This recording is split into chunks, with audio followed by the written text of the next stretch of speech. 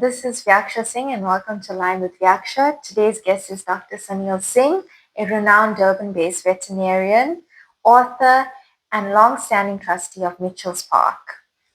His work goes beyond animal care, touching conservation, community, and the connection between animals, nature, and humans. Thank you for joining us today, Dr. Singh. It's always a pleasure meeting young and interesting people. And we've got Senapati Singh as well. Senapati. Yes, the camera. And today, Dr. Singh, we want to delve more into your journey and how you got involved in animal welfare and animal care and your journey into becoming a vet. Because I know you studied in India as well.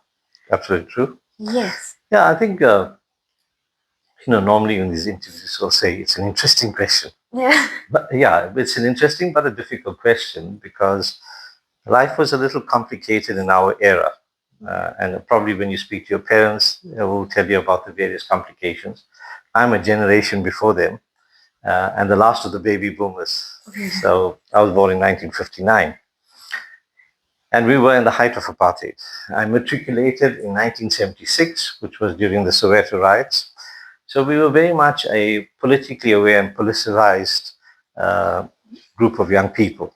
Yeah. And there were many challenges, and apartheid was a major challenge because there was no even playing field. So education was not even or equal. There were difficulties, though I would say we did have a good education, but generally it was not comparable to the type of education that our white compatriots had. So there were challenges from the actual curriculum, there were challenges from the sporting perspective, etc., etc. And, that's another whole story altogether. So clearly, being an only child, I spent a lot of time with pets. And my father was the one that probably inspired me to be involved in pets because he bred fish and he bred birds.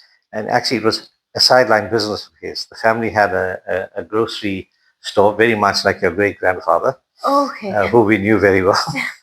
And so that was one of the sources of income. And because the market was limited, you only could trade in your area. You probably didn't trade outside your area and you traded only with your community. So it was essentially an Indian community. So there were limitations. So he also did some other innovative things, like he bred fish, birds, which he sold. He also had a talent to color photographs. So a lot of black and white photographs. People would bring their wedding photographs and then he used to color them in by hand. So they give color to the picture. Oh my God. So that's how he earned his money. And then in 1956, 57, he decided to go to India for 6 months. And actually, he traveled on that ship with a friend of his, whose name was Arun Gandhi, who happened to be Mahatma Gandhi's great grandson, who became my guardian when I was in India. Oh my gosh. When I studied in India. So that's the interesting part. And these were the challenges apartheid gave our society, but it also brought out aspects that we probably would have never explored. The challenge to succeed, hardworking, etc. So yes, I got that inspiration from him with regards to the love for animals. Yeah. And clearly, he being deprived of university education, where my granddad had told him that, listen, you've now matriculated, which was a rare thing in that era. Yeah. And you now needed to join the family business. He wanted to become what they called a bookkeeper or an accountant. Okay. So eventually he did not become that. He ran the family business until we were affected by the Group Areas Act and had to sell the business and move out of the area. But he wanted me not to get involved in business. He wanted me to be a professional because I think they saw it as an opportunity for one, travel opportunity to get out of this circle that we was a repetitive circle. And importantly, it also brought status to the family. Yeah. I think a lot of people wanted, they were dehumanized to such an extent that if they acquired status to their children, it gave them some upliftment. And we see that even today. Yeah. When you talk to people, you ask them, how's your kids? They will never tell you how their kids are. They'll rather tell you about all the kids' achievements. Yeah. So I kind of understand that. And it's been a difficult journey for lots of people. So yes, when I matriculated, I had actually not applied, but I had written to the vet school about a year in advance to say that I was interested, etc., etc. And so the letter I got from them was, you need to have this type of aggregate, and they gave me a whole host of requirements that you could not live on campus, you have to live off campus, etc., etc. But nevertheless, our admission policies is white only. Oh my gosh. So in essence, they were being less diplomatic about it. Yeah. And if I was going to study at vet school, I need to get ministerial permission. So the careers that I considered were three of them. I said, if it was not veterinary, if it was not agriculture, or the animal science and agriculture, or architecture, those were the three choices. And all three were not offered by the so-called Indian institutes at that time. So if I went to the University of Durban Westphal, the best I could do in science was study a BSc. Of course, one could do medicine if that was what you want to do, but there were limited opportunities. So even in that era, we had a large number of doctors that went to India, Pakistan, Egypt, and Ireland just to become medical doctors. So if you look at a lot of doctors from my era, most of them were from abroad. I think they admitted something like only 40 medical students at the Natal University, or what they call the King Edward Hospital and Medical School. There were one or two that were admitted to WITS and UCT, but they were just very sparse number. Yeah. So that's why you found people look for opportunities outside. And so eventually I resigned myself to be doing a BSc, which I went to in 1977. I went to the University of Durban Westphal, and it was another life altogether. Mm-hmm.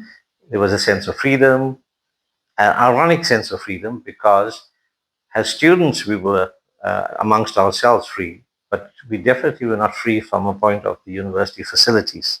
Yeah. There were no sporting activities, there were limited social activities. And one of the reasons was because obviously the student bodies were trying to repel the issues of apartheid and fight apartheid. And so we were caught in the crossfire. So we never were really students in its essence.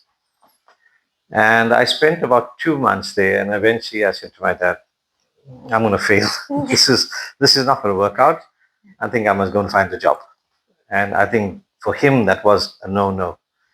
And he said to me, well, do you still want to do veterinary science? I said, yes, I would like to do it, but we've got to look at the reality of it. And he said, what about going to India? I said, well, I never did think about it. I didn't know what was the affordability. I never left KwaZulu-Natal from the time up to the age of 18. We went as furthest as Ladysmith, up north, and down the north coast, maybe as far as Stanger, and the south coast as far as Potchefstroom, where families lived. And that was basically our lives. At that time, you may not be aware that if I had to go to the Orange Free State, I would need a permit to enter the Orange Free State. And you would be issued a permit only for 24 hours. If you needed to be there longer than 24 hours, you had to apply for a special permit, where you could be stopped and you could be locked up. And so that's a long story. So anyway, coming back to going to India, he said, well, let's explore it. Yeah. And now you think you're going to a country where there's 750 million Indians, and you literally know maybe one or two. Though your ancestry is from that country, but you have lost all contact with whoever were your family and ancestors. But, it was a funny thing. It was not a daunting idea. It was like, okay, you're going to travel. I think the pioneer instinct was still there. So we were fortunate that there were a few students who had come back from India, the medical doctors that we knew through family members, and we went and spoke to them, and they gave you some advice. But none of them had an idea of veterinary. They had absolutely no idea. And in most countries, when you visit countries or you go to countries, you have a consul general or you have an embassy. In India, there was no such thing. South Africa did not have a consul general or an embassy because of political reasons. Because India, together with Cuba, were the first two countries to stand up against apartheid in South Africa. And they were leaders of the non-aligned movement, as they called. So that's why you find there's somewhat of still a love relationship with South Africa and Cuba because of socialist, communist, uh, and somehow this government tends to ignore the Indian contribution to it, which was immense, probably more than Cuba, even from a point of supporting the ANC in India. So when I got to India, the ANC acted as my consul general. What? Right. So, and they were supported by the Indian government. And lots of people don't know this. And, when we hear the slander against Indian people and the Indian contribution and so forth, I think it needs to be out there that a lot of the uninformed population and a lot of the young uninformed population, whether it's Indian, black, white, colored, that the contribution that the Indian Congress made. I know there's also a lot of things that have been said about Gandhi. What he's written in some of his memoirs of how he described the black population. And I totally disagree with what he said in what he's described. But he was also sort of integral, and his relationships with Chief Albert Lutuli that actually gave rise to political awareness in KwaZulu-Natal, which was not there. So there was a transformation. It's like Mandela. He, in the younger days, only thought as a Pan-Africanist. It's through when he was jailed and he read and met other people that he understood and became this Mandela that he became. Like Mahatma Gandhi came to the country as a lawyer representing.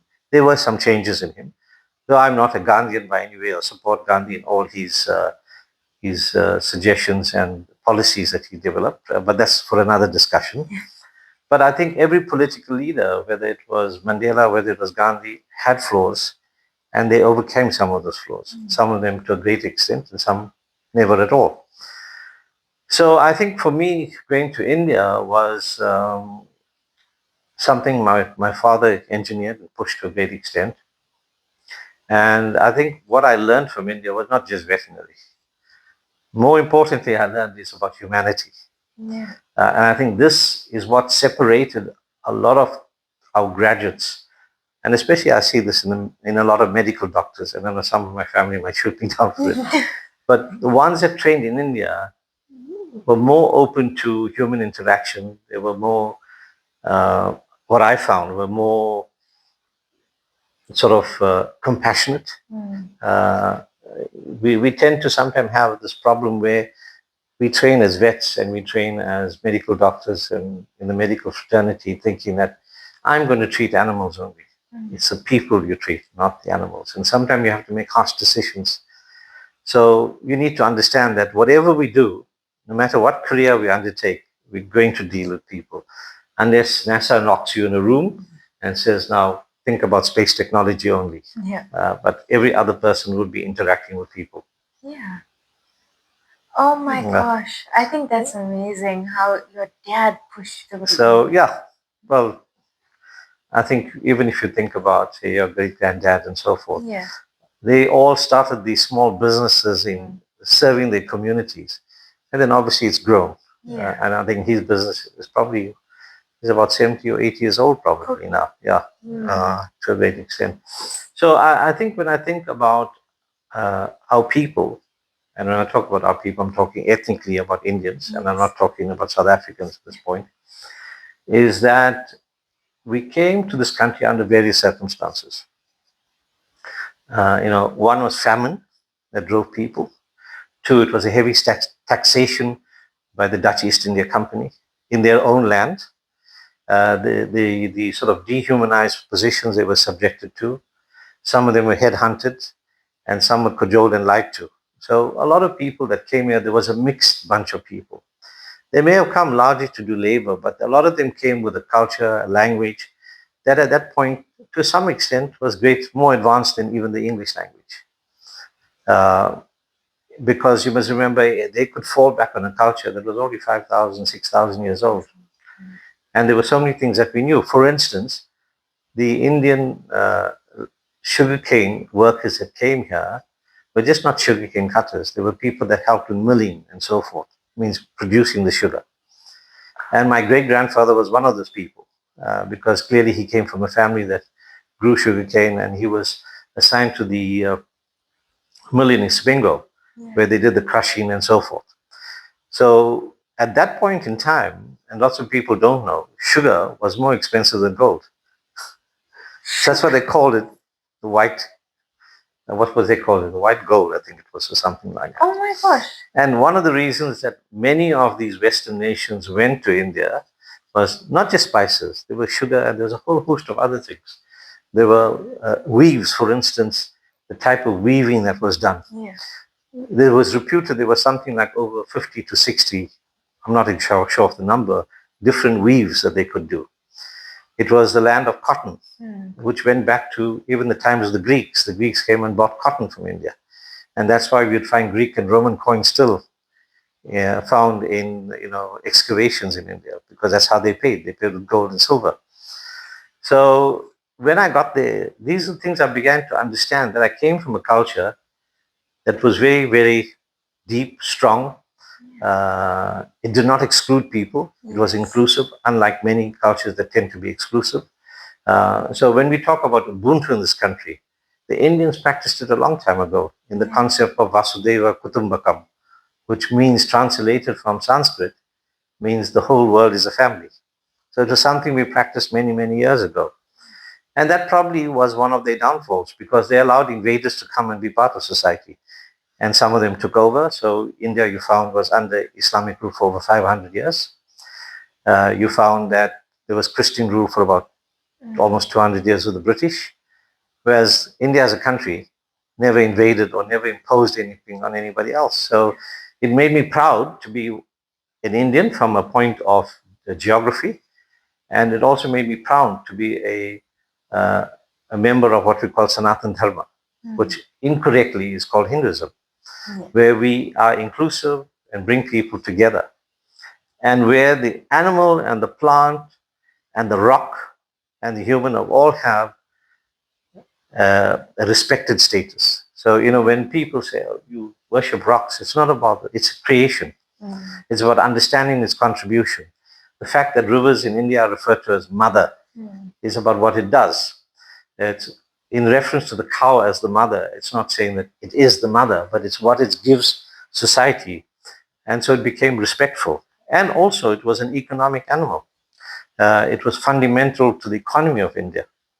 And just to give you an example by the wayside, about 8 to 9 years ago, there was this move to get rid of all the scrub cattle in India. Scrub cattle means those that were roaming the streets and whatever, feeding on arbitrary things. And a mathematical suggestion was, well, not suggestion, mathematically they tried to work out what would be, say, if these animals were slaughtered and the meat sold and the leather process, etc., what would be the cost? And what would be the benefit of their cow dung in that equivalent period? The cow dung outweighed, because, and most soil scientists will tell you, that the fertility of the soil is not based on the Western concept of fertilizer. Fertility is based on organic material. And that was fundamental to the fertility of the soil in India, is because cow dung was used as a primary manure. That was one thing. And you'll find with fertilizers that were brought into various countries to produce more crops, but they were tasteless. They were not as nutritional. And eventually it leaches the soil of a lot of its organic matter. And that's, it's a global problem now. And in fact, I was surprised. I read an article the other day that one of the major importers of Indian cow dung is Saudi Arabia, because they found it to be the best material for their date and palm trees. Oh, wow. So, I cannot be quoted on it, because this is what I read. I don't know how authentic it is, but having lived in India and knowing the value of it, I can understand why it would be. Yeah. Oh my gosh. That is amazing. Cows, yeah. Wow. I didn't know that though. Yeah, so from what we know, we kind of deviated a bit here. Yeah, no, but this is what India gave me. Yeah. So I always say, I left South Africa as a boy, and I came back as a man.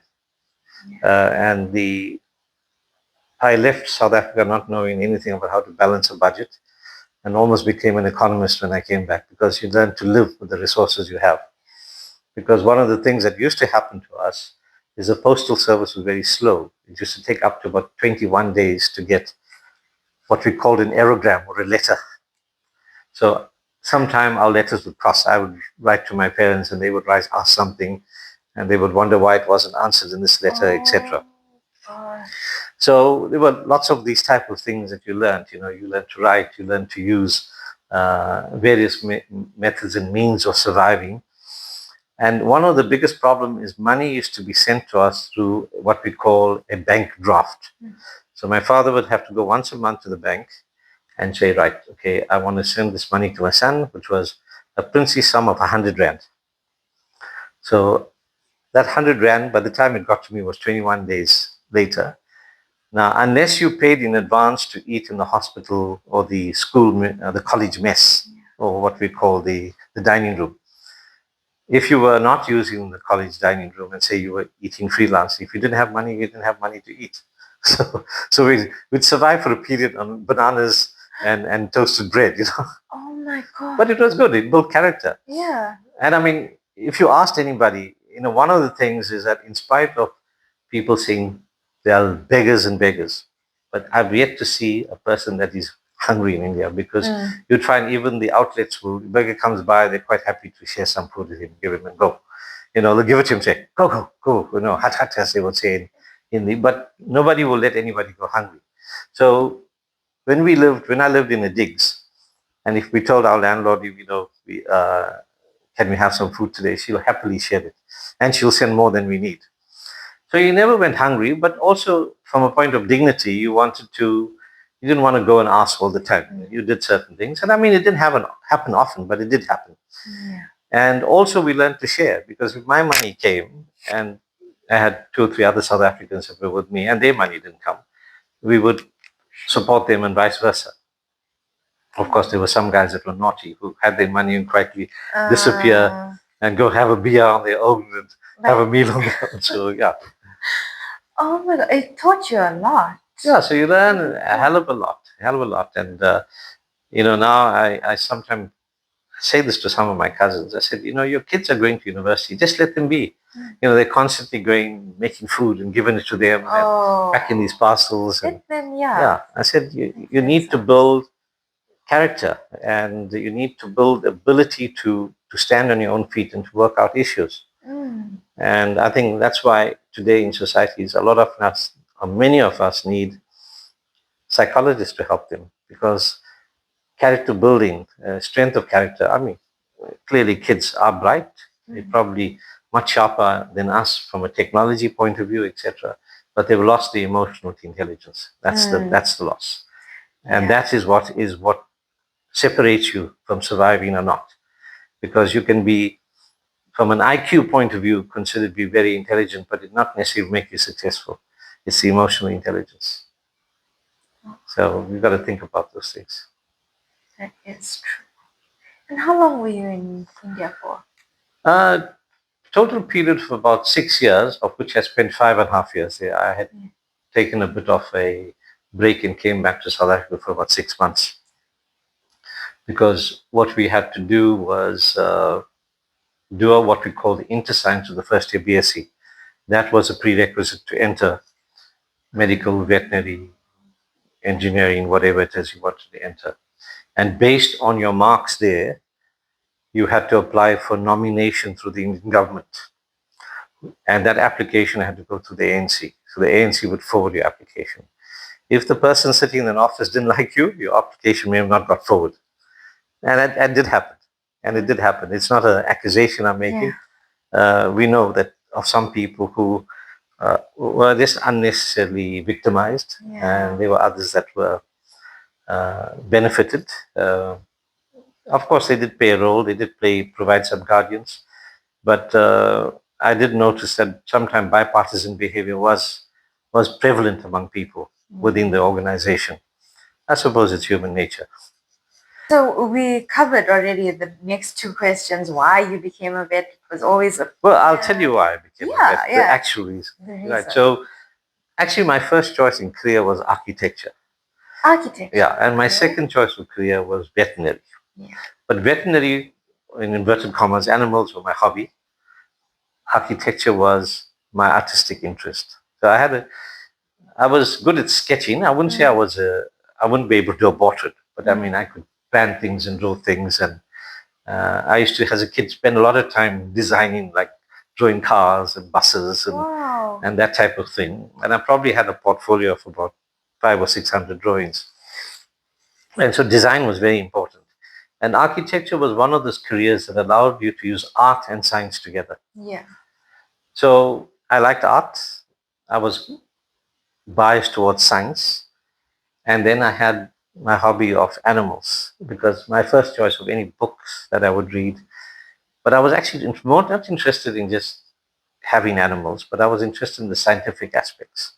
And as a kid, the early science part was like, you must know which is the fastest animal, which is the biggest animal, what is the weight, etc., etc.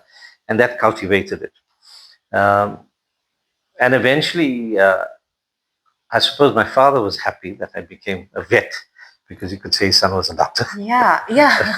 Indian parents love that. Love that. Love that. And but I think in the long term, if I put it in the context of my spiritual beliefs and so forth, I think it was the right decision to make because I think it fits and syncs better with maybe what I want to achieve as a human. It also is a career that brings up your flows very, very quickly. And I think this is the type of thing that pediatricians also experience because you have a limitation in history. Your patient doesn't really talk to you.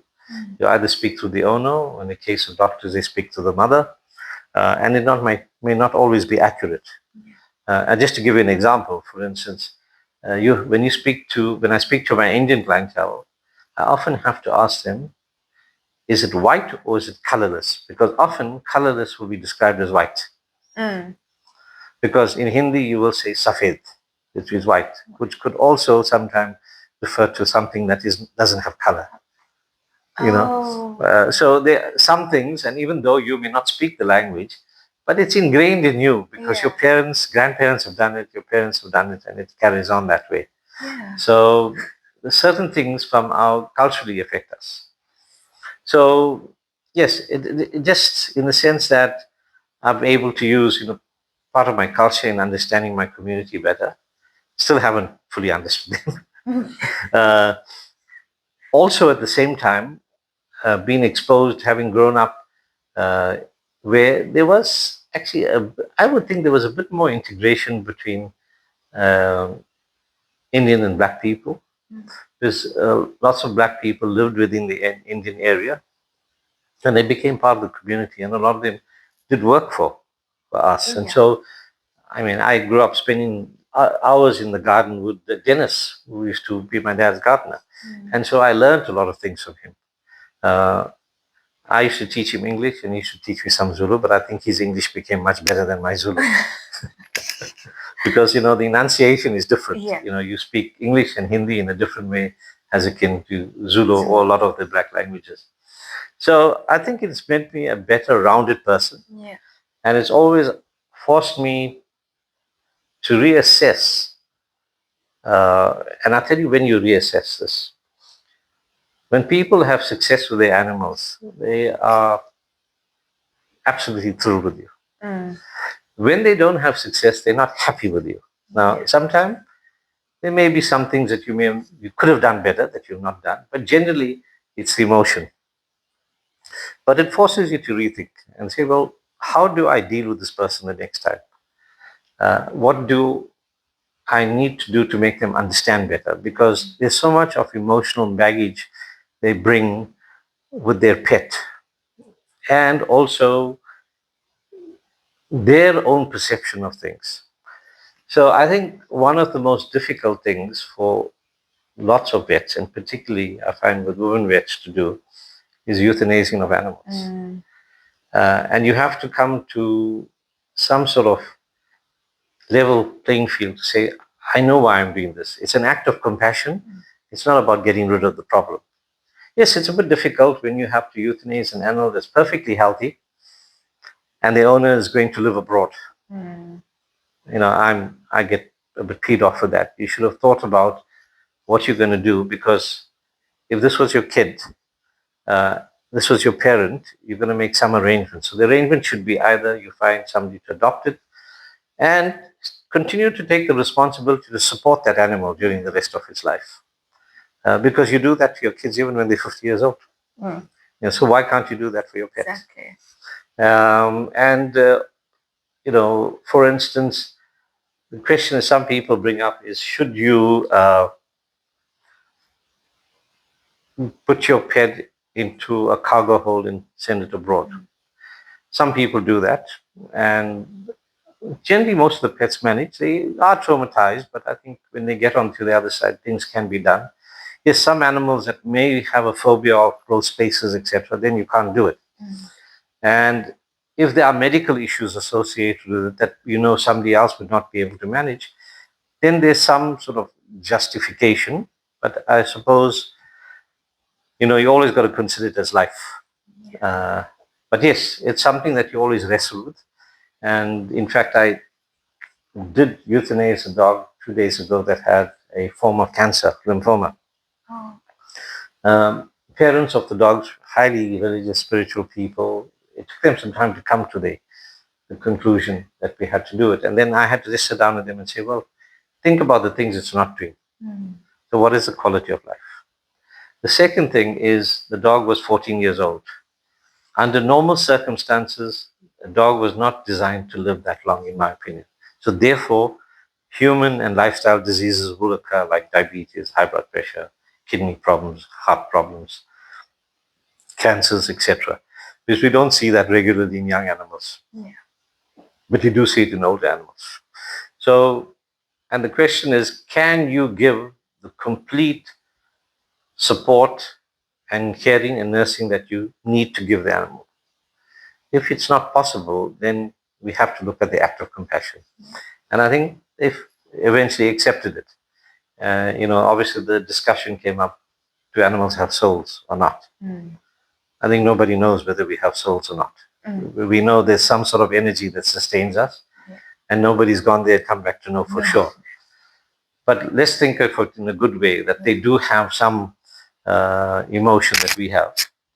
And actually it brings me to another point that we'll talk about, why sometimes the spiritual concept of not eating meat, etc. Yeah, so eventually, the decision was made to put this dog down, and it was the best for the dog.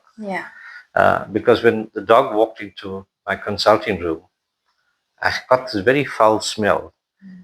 And to be really honest, I thought there was either the previous dog had defecated in the room, and I was looking for feces all around. But what had happened, this dog's mouth had developed a bacterial infection as well, because the immunity had gone down, the normal flora of the mouth had changed, so you had serious gum and oral disease. So yeah. So eventually the decision was made to be put down, and I think it was a decision that everybody was comfortable with, though obviously they were quite sore about it and will be mourning it. So that's understandable. Yeah, but that was a compassionate decision. You need to think about whether you should it's difficult, very difficult, but when you think about it, you don't want them to suffer, prolong their suffering. So just talking about the meatarian and vegetarian, the general ancient concept was that you don't want to consume animals that have human emotion. And that's where the cows became very important, in the way they mother. And I can tell you, having worked in the villages, and some of the milkers, milker dies of that cow. That cow actually, what I suspect, goes into mourning. I've seen it many times. They don't eat for a few days before they settle down, etc., because they've developed a relationship with that milker. There's, tears. You can see even elephants cry. So that was the main idea. And therefore, many societies, they would eat fish as a protein, but they won't eat animals that they think that sort of breastfed and things like that. Whether that's acceptable or not, it's for people to decide. Yeah, to each their own. But so spirituality and animals, how did they sort of, connect? Okay, so for me, one of the big questions I asked myself as a kid growing up, and growing up in a fairly staunch Hindu household, you need to do this and you need to do that, and there was no explanation given. So India became a discovery for me. Yeah. I started and I got there and I saw 750 million Indian people that look like me, but they have slightly different behavior and different nuances and the different spiritual practices and so forth. And what I realized is the route you choose is really your own route. There's no prescription. So classically, in Hinduism, there are different yogas. And yogas means parts of spiritual achievement, not doing exercises, right? So for instance, you have a person who's a jhana yoga, means who tries to pursue spiritual knowledge through reading, excavation, discussion, etc. So intellect. Yeah. Then you have the bhakti yoga, one who's totally devoted. So you find that's very much, if you look at the Abrahamic beliefs, is where it's about devotion. You just surrender yourself completely and you carry on. You don't question anything. Yeah. And then we have karma yoga. Karma yoga is yoga of action. So, for instance, I'm not one that prays every day. I'm not one that follows much rituals. If my mom wants to do it, I'll do it because I'm also here to serve her. Yeah. If my family is doing it and I go there, I will support them. So for me, it's about trying to do the best I can do each day and the right thing. And means it opens up a lot of avenues because then it doesn't become sectarian. It doesn't become, like if you watch all these influences and so forth on constantly criticizing each other on religion and picking out some bizarre things, and not looking into the first philosophy and what it really meant and the intellect. Because you've got to remember that in order, and I'll speak from a Hindu point of view, in order for people to really become elevated, there's certain things that have to be done before. So you've got the ritual and you've got the mythology, or what you may call mythology. So ritual means developing discipline, doing it every day. I wake up every morning at 6 and I will pray at 6 and I will do this offering and so forth. And how do we learn as children? We learn by ritualistically, by repetition. So this is where I understand it, right? There might be a lot of people out there who will be critical of it, and that's fine. The mythology is how do you teach is through stories. So how would I teach you? Now, I'm sure if I ask you, if I say Krishna, what color comes to mind? Why blue?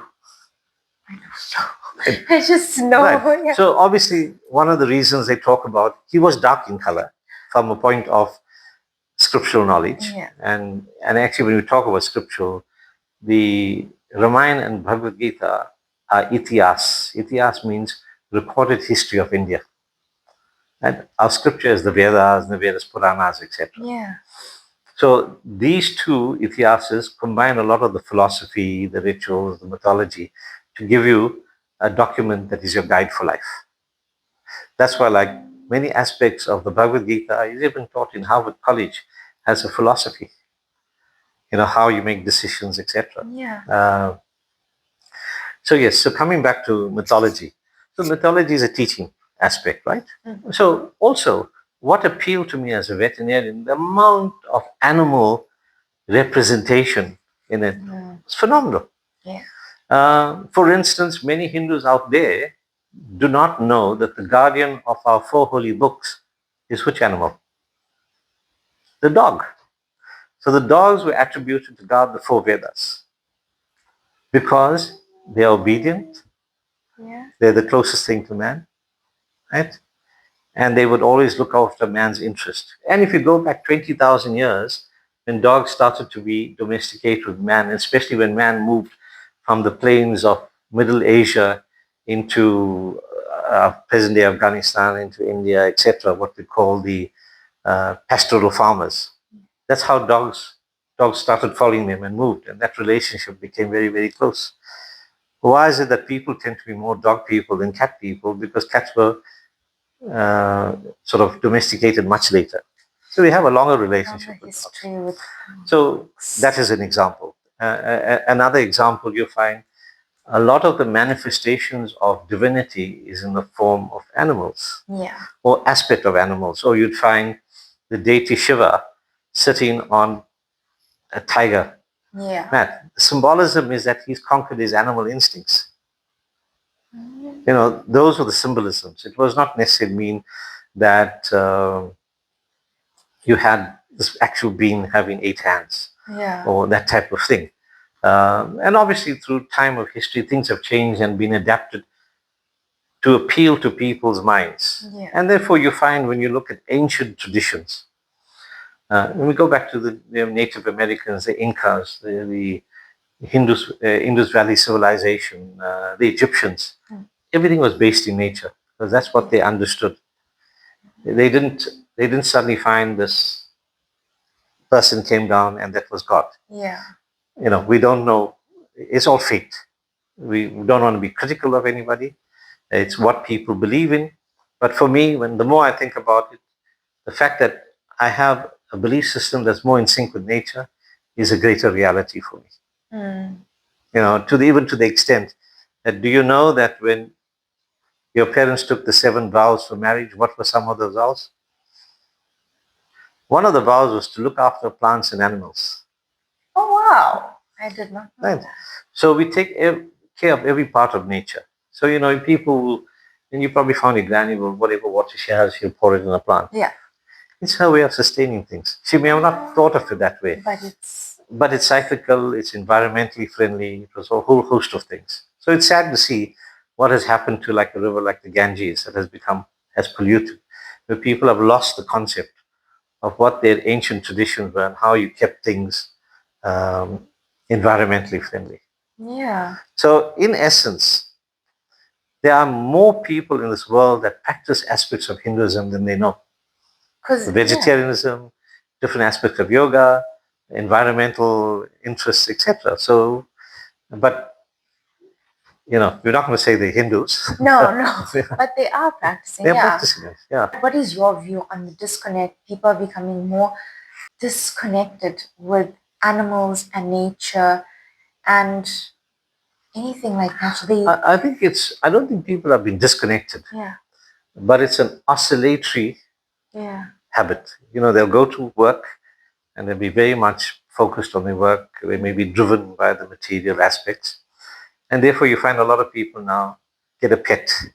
And they become really, for a lack of a better word, they're dogmatic about their pets. You got a good example, right? I'm not even dogmatic. I'm like gone crazy. Right. So they're connected, but society is such that we sort of take up different roles at different times. And you found that COVID connected a lot of people back to nature because they had the time. Myself, I would think that I'd like to be a lot more connected, but the rigors of daily life does not allow that. The harder you work, the more you tax, the more you have to pay, and it becomes a vicious cycle. And then, if I just look at my example, I employ at least about 12 people. If I have to stop working today, 12 people are going to be without a job. So it pushes me on to continue at the age of 67, continuing to do that. To thinking about right. So in many ways, it is extending a more humanitarian point of view.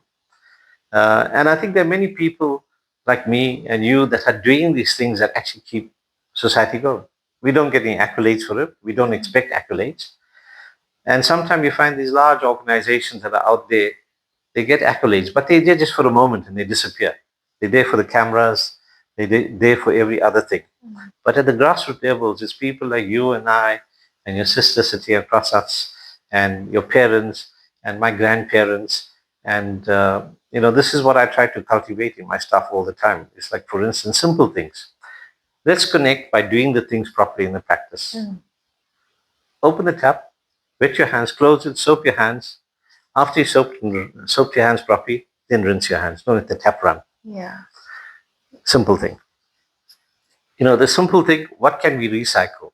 Separate all the plastics from everything so that we can send it for recycling. We do that for shops, so why don't we do it for other things? Yeah. So if each one in society takes that responsibility, we'll start at the very basic level and actually educating, not what the government talks about. We've got to give education to kids. We provide books. If the books have been burnt, if the books are not being used, if the books are collecting dust, what's the point? Maybe as a society, we need to move towards hands-on education. Yeah. And I believe that some Scandinavian countries do not have formal education after 6 or 7, standard 6 or 7. I can be corrected on that. I've read it somewhere. I don't know the actual facts. And they find that the kids do much better. They're better adjusted, etc. They don't have this pressure of a kid now going to school and ends up with 11 A's. Now I ask myself, how did they achieve the 11 A's if that was of a very good standard? And still play rugby first team and soccer first team and this and that. When did they sleep? Yeah. When did they grow up as children? It's either we are creating robots, or either youngsters are super brilliant that I can't perceive it, or has the standard become that poor that we are allowing that? These are the questions we have to ask. With due respect to hardworking kids, but having taught at university, I can clearly tell you that when I taught for the first time in 1984, a lot of the kids who had senior certificates, which were not good enough to go to university, but good enough to go to the Technicon, were a lot more synced with life and what they needed to do than the A student we have today. I think also where I learned the big difference was I sort of left a British system in this country and India, and I spent some time in the US. And actually, my very first test that I had in postgraduate physiology, I failed because the system was not based on using your intellect. You needed to do the last 10-year exam papers and go prepare. But if you prepared, like knowing the knowledge, how to describe it, there was no emphasis on explaining what you've done. It was multiple choice. So I had to quickly readapt to that system. Yeah. And multiple choices can become difficult. Yeah. But what I realized, the difference was the old British system we had, you actually started with probably 0 marks and you had to earn it. The kind American system was that if you studied well, you probably had 100%, and if you did stupid things, you lost marks. So that's the way they tested. Yeah. But yes, there were other aspects of American education that was, I think, very much superior. I think the research side, because when you did your postgraduate and when you started to work on the research side, the demands were that made up for what I thought was poor theoretical testing. Yeah. But again, different people argue differently. Wow. And on your conservation side, very different side, with Mitchell's Right. So the conservation side, and many people don't know this. Yes. When I eventually was registered to practice in South Africa, because that was a long haul. It took us a good few years before we could actually practice. The first job I was offered was a job in Shishlui. Okay. Yeah. So I had communicated with the director of veterinary services a few months before that, and I said, listen, I'm around and I'm looking, and I would like to look at that. And like all young vets, we all want to be in conservation and whatever it is. But it doesn't pay most of the bills, I can tell you that. But it's a period of life you want to experience, etc. And probably you do more conservation than actually veterinary work. Unlike in practice now, I do a lot of veterinary medical work. Conservation is slightly different. There's more biology, capture, that type of thing. So, but I eventually turned the job down because for various reasons. They phoned me about 1 month too late because I'd already sort of rented a place that I was going to start a practice with, and et cetera, et cetera. Yeah.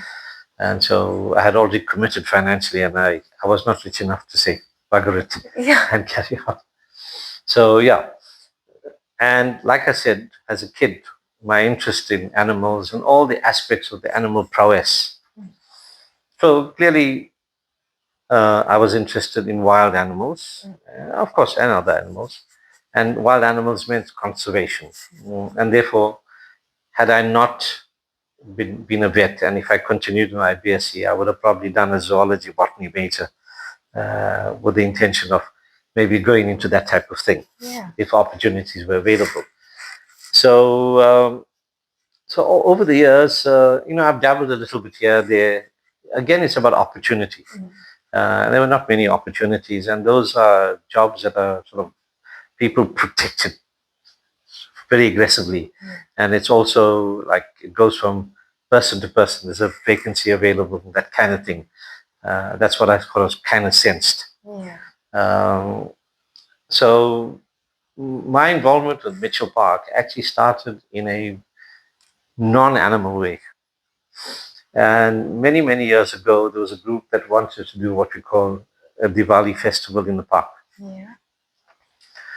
And because the zoo was attached to the park, they were concerned about the welfare of the animals and noise levels. So I kind of went in as an unpaid consultant. Yeah. It was voluntary. And then we had a very successful Diwali festival based on cultural and sort of what we would call social cohesion, a word that's used quite often, but not sort of developed. So we got different types of groups and communities and race groups to perform, etc. A little bit much different from the normal Diwali festivals held in the beachfront, which is very much what we call a mela in Hindi, which means a fair. Okay, Yeah, so meeting the commercial needs of it, and obviously creating some awareness and some religious practices and so forth.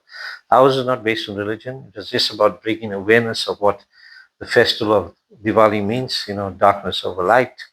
Obviously, it's the story of Lord Rama and his exile, and when he came back, etc., etc. There's lots of lessons to be learned in there, and it was quite successful. And subsequent to that, we had a few more. And then I was asked by the trustees, why don't I join the Mitchell Park Trust? I said, okay, fine. I don't know what it was. I said, yeah, fine.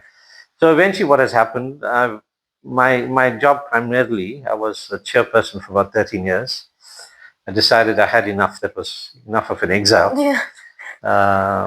When I said had enough, because there was a lot of administration and I don't have the time.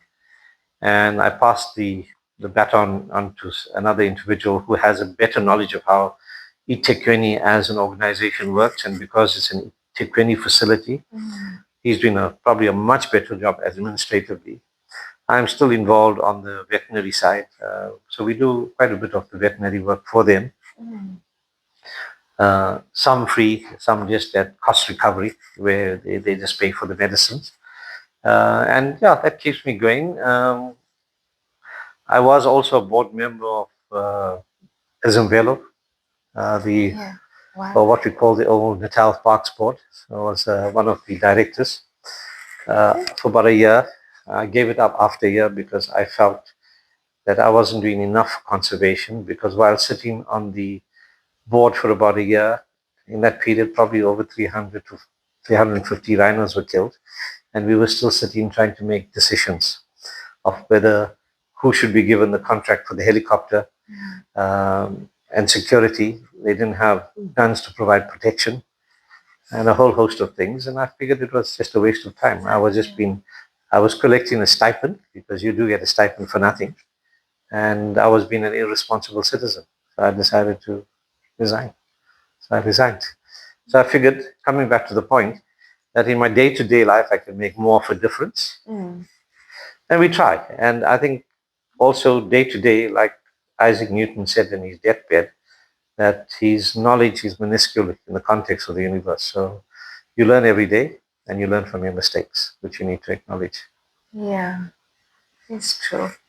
And you're one of the most popular vets in Durban. I think every second person at least knows who Dr. Singh is. Well, what I'm saying, I think there are lots of other popular vets, and I think the reason is that we try to be a human-centric practice. Yeah. Animals are our aim, our job, our objective, but human-centric is to accommodate. But we do also find that a lot of people push the card or the envelope too far, and they try to take advantage. I always say to my family that if I collected all the money that was owed to me, I probably can buy them another 2 houses and maybe throw a fancy car in between. So that's the monies that are outstanding. But again, philosophies. I have roof over my head. I have uh, a partner that is very supportive. I still have my mother around.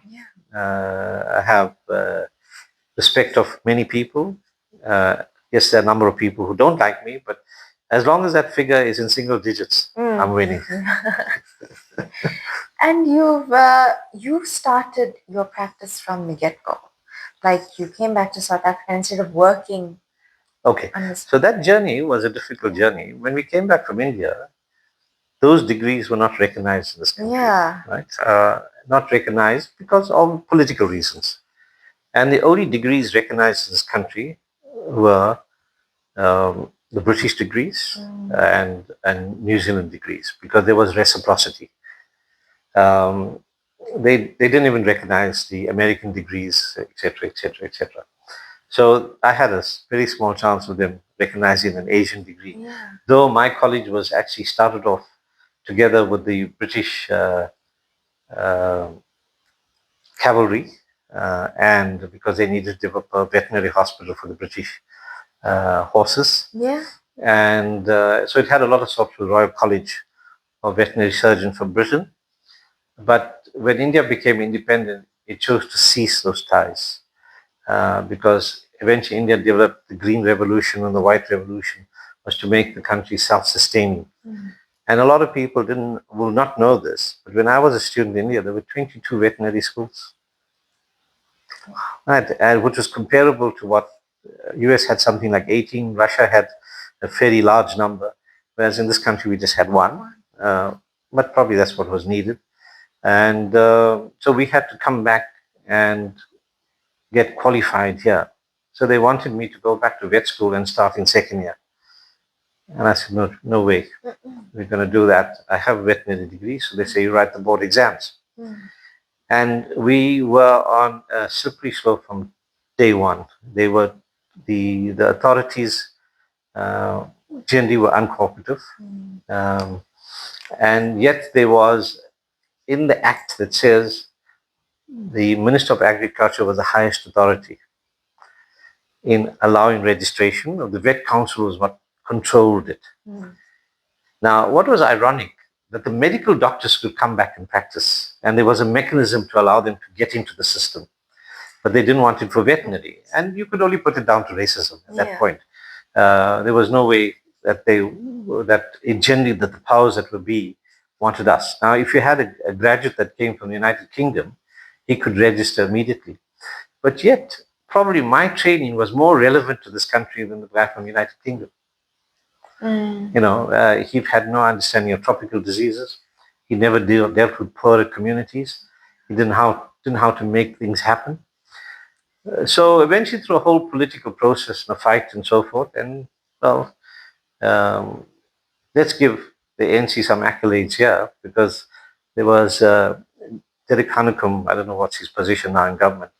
He took up the baton to fight this case, where they allowed us to be incorporated in the system by an internship program.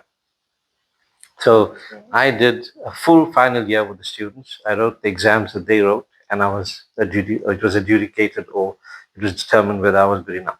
Yeah. I don't know about the other graduates, but I passed all the exams, and in fact did better than some of the students. Of course, it's probably I had more experience, and that was the reason. So I think I proved my mettle to be incorporated into the system. So that's how we got into the system. But in fact, for 3 years, I worked as a lecturer teaching public health at the technical to keep myself employed. And then I spent another 3 years in the US. I did a postgraduate degree and some business courses before I came back. I was actually not going to come back because I was offered a job in the US. Oh my God. But my dad had unfortunately passed on, and so I had to come back, and I ran a clothing business for another year or two before I went into bed. So you went to I did a lot of other things. Yeah, I did a bit of everything. So it gave me the business acumen, how yeah. to run a business, and understand also I'm running the practice in the community that I grew up in. Yeah. So there's a lot of people I know. So that was a good part to start off with. It was also good that I know who were really the indigent and who really needed help and who were pushing their luck a bit too much. So yeah, that's what we did. And you know the environment and yeah.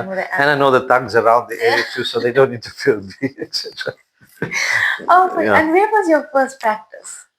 Well, we're from Sherwood, yeah, where we are now, down the road in Reynolds Road, not very far from the Shifa Hospital. Was the initial practice. I ran it in a shopping center. And, Reynolds Road almost became a family heirloom. Yeah. Because my maternal grandfather's business was right down the road. They lived actually right down at the other end of the road, where you find the present DCC, the Durban Christian Center. Yes. Was my grandfather's property. Until, of course, group areas, and, we had to move out. So they lived there. My mom spent a lot of her childhood there. And then I had my auntie's husband ran a business in Reynolds Road, so I spent a lot of time. And I was born one road off Reynolds Road. Oh my gosh. Which is called Villa Road. And that's where my paternal grandfather had his business. They were all in that area? Yeah. Wow. So actually not very far from my maternal grandfather's property would have been some of your dad's relatives, the Border Singhs. Also their house. Okay. Yeah. Oh, wow. So, very small, yeah. Oh. Yeah, so that's been the kind of journey so far. It's been long and tough. Been long. You had to fight. But people ask me about what were the benefits of apartheid? In a very diabolical way, apartheid pushed our society tighter together. So we supported each other. And this idea of, I've got a connection. Oh, I've got a friend that can help you. I've got a cousin who's not even your cousin to help you. And it was that relationship because we supported each other. I mean, I go back to my grandfather's business in Villa Road, where if there was somebody getting married on the road, they would come and tell my grandfather, my daughter's getting married, son. And my grandfather said, no problem, you come and pick up the dal and the rice from us and we'll give it for the wedding. And that's how the society operated. It was like a big family. So you helped everybody. Yeah. When my dad and his brothers used to go fishing, if you caught a lot of fish, you would phone everybody in the road, please come and collect your fish. That's how the society operated. Yeah. If somebody had a lot of mangoes in his garden, he harvested, he'd ask you whether you wanted some.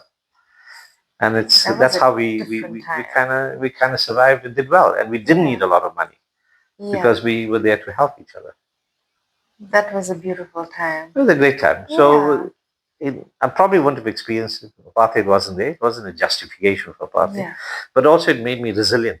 Yeah. Which I find is in our kids today, that resilience is not there because in every aspect we are being overprotective. More so in the Indian community than anything else. I think I see that also in the Black community, helping, not helping, allowing the kids to go out there and do their own thing and, forge ahead. So, yeah. And what advice would you give the young people today, who are looking to study veterinary science? Okay, so firstly, people always say it must be your passion.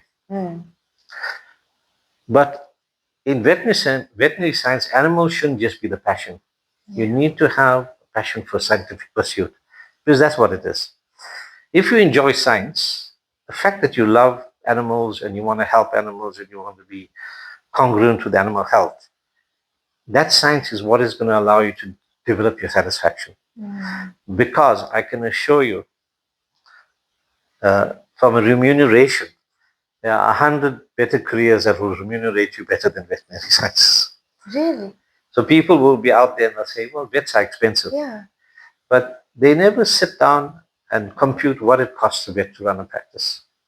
As a medical doctor, I can have a room, a table, a chair, a bed, a stethoscope, a thermometer, and I can function. You might need a blood pressure machine, blood glucose. But if you're a vet and you want to function in a practice, it's R1 million to buy an X-ray machine. If you want your in-house lab and you want to do instant results rather than send it to a lab and wait 24 hours, that's another 500,000. Right. So, and then you look at other small things, the drug stock you got to keep because you can't script most of the items because most pharmacy would not keep the items. So it's stock. So at any given time, I'm keeping 100,000 rand stock. So when you look at what your vet is charging, he's still subsidizing. Of course, things have changed now. Lots of practices are big corporate practices. There are a bunch of practices in Durban that are corporatized. They operate on a different basis. But the single man practice is every time I have somebody that walks in a day, well, not everybody, many people, the first thing is they're talking price, not what can you do for my dog. So now I have to sweeten it as much as possible to say, please treat this dog. Okay, I won't charge you for this and I won't charge you for that. That goes untold. You'll find if you are in hospital and your specialist visits you 3 times a day, he'll charge you 3 consults. Yeah. I'm checking the dog that's got diabetes 6 or 7 times a day, doing the actual blood test myself. I never charge a consult because it will become unaffordable. So the contribution to animal health is that I am subsidizing it. And I often say to people, I have a micro lending business because in many ways, I'm actually micro lending because a guy will come in and says, well, I know the bill is 3,000, I didn't budget for it. Can I give you half today and half next month? Now you've done the work, what do? You have to agree. But fortunately, we are able to keep a cash flow to stay, above the waterline. Yeah. The question is, you will find that progressively a lot of practices are going to close. And in Durban, in the closer to the CBD area, there was a practice in Curry Road, there was a practice in Glenwood, there were 2 practices in Glenwood, there was one in Musgrave, all 4 are closed. Because the demographics has changed, the people that have moved into the area will not spend that. Secondly, to sustain the practice, if he was a GP, he probably would have been able to sustain it, but as a vet, they couldn't sustain it. So they eventually had to close those practices. And that will happen to a number of practices going forward. And the other thing that veterinary is happening, veterinary, we're losing a lot of vets to Australia and in Europe because they, with the South African degree, they can go and practice there. And youngsters don't want the responsibility of running a business. Yeah. They just want to do their work and collect a salary. And so that sometimes is a challenge because I often say to them, to create wealth, you have to own the business. Yeah. But to create wealth, you have to create it over a period. So as much as we're born to die, I start to work to retire. So you always are working towards retirement. Yeah. Because that's the money you earn has to be used to sustain your retirement. So, and I think it becomes more relevant as you get to my age, which is 67, and most people retire by 60, 65. Yeah. In the modern era, I probably will have to work to 70 because my mother's still alive and I still have to support her, and longevity becomes an issue. So when you get into a career, and this is probably deviating but relevant, that you always have to look at the day you're going to retire and whether you can sustain your retirement. Sometimes people retire too early and some retire too late. There's never a perfect time. You have to see what works for you. So with the youngsters, it's a good career. The other thing to bear in mind, and this is something that people don't know, among professionals, one of the highest percentages of suicide is among veterinarians. Is because of the emotional load that they carry. I've had a personal friend who eventually committed suicide in New York. She was practicing in New York and she committed suicide because of harassment from, in inverted commas, clientele. people had brought in this cat, Yeah. and they found it, and they handed it into her, and they said they will come back, and they never came back to collect it. So after 6 months, she obviously adopted the cat, sterilized it, kept it as one of her herd of about 20 odd cats she had. Yeah.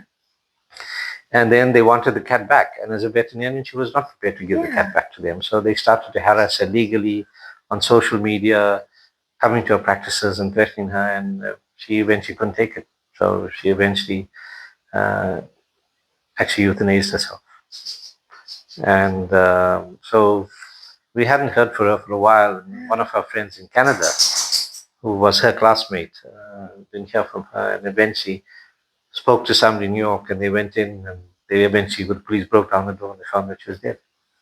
That's so sad. So that's one example. Yes, Often when people come in and they have a pet that has passed on for whatever reason, the first thing we hear, I'm going to sue you. I'll take you to the cleaners, and I'll report you to vet council.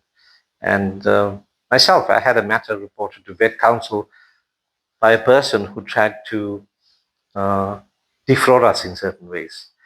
But basically, to keep a long story short, she didn't pay the bill. She went off, threw a tantrum. Her cat, she didn't have money to do what we had to do, but we nevertheless treated the cat for her, gave her some treatment, and said, when you have the money to run tests and so forth, we will run them for you. So she decided she would report me to the vet council. And so I had to deal with the matter over a year, justifying all the things that I've did.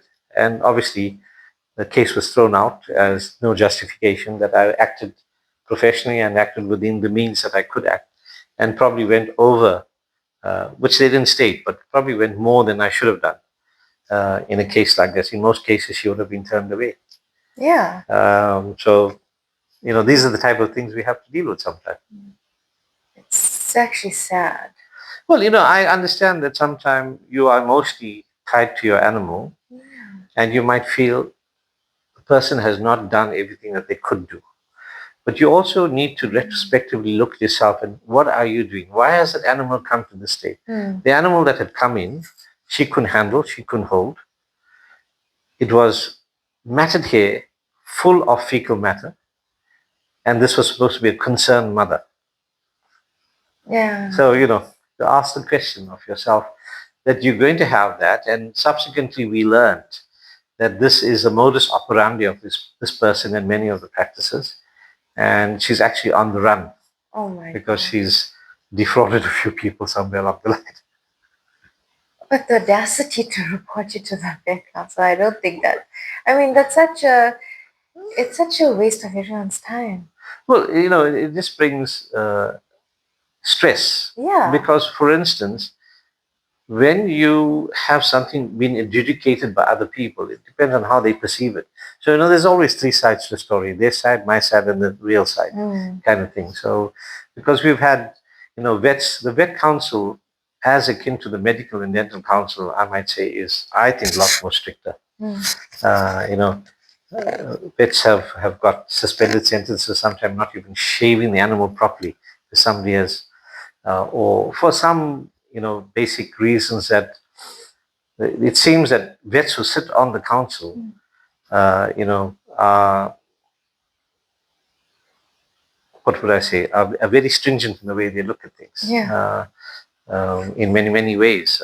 I mean, I don't know how the medical council operates, but there seems to be, the vet council seems to be a lot more, less vet friendly. Yeah. And more, because they see it as they represent society.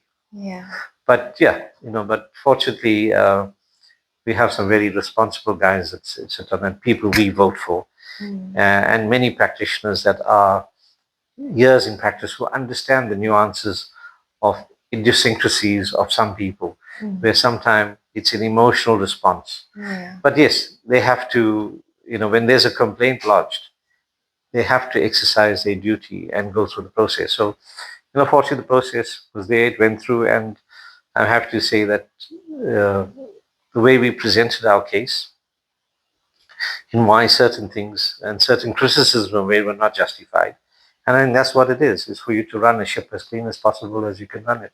I'd like to ask one last question. The legacy you'd like to leave behind. Well, I was hoping that with this contribution that I have um, ever staying, everlasting life. No, but yes, reality is yes, it's something I think about. Yeah. Obviously, I have young veterinarians with me. It's up for them to decide when they want to uh, be more involved. Yeah. It's a practice that's open to anybody who feels that they can continue the legacy. Uh, Obviously, the practice to some extent is not just a retirement nest egg for me, but also uh, a humanitarian nest egg. That people that come to work at my practice, and I must say I'm very happy to say the two young ladies that I have worked with me um, follow the same philosophy. They have different approaches, but they have the same philosophy. They don't work by the clock. Money is important, but it's not the end of of everything. It's not what we determine, what we would use as a criteria to treat. But yes, it has to be a balance, and I hope they achieve a better balance. Because my balance hasn't been exactly the best. Sometimes I think I've hurt myself more than I've benefited myself. But yeah, that's what we ask them, a balance. And I think once it's established, everything has a lifespan. So if it has a lifespan, it has a lifespan that is to be determined by who would follow and how long I'm there. Yeah. I think it's for old soldiers like us. We don't want to, or cowboys, we don't want to just stop. We want to ride into the sunset. But again, I ask myself, if I stop doing this, what am I going to do? I think I have a lot of things to do, but I suppose when the time arises, then I'll know. Yeah. Thank Yeah. you. Thank you Well, so much. been a pleasure. Yeah, that was lovely.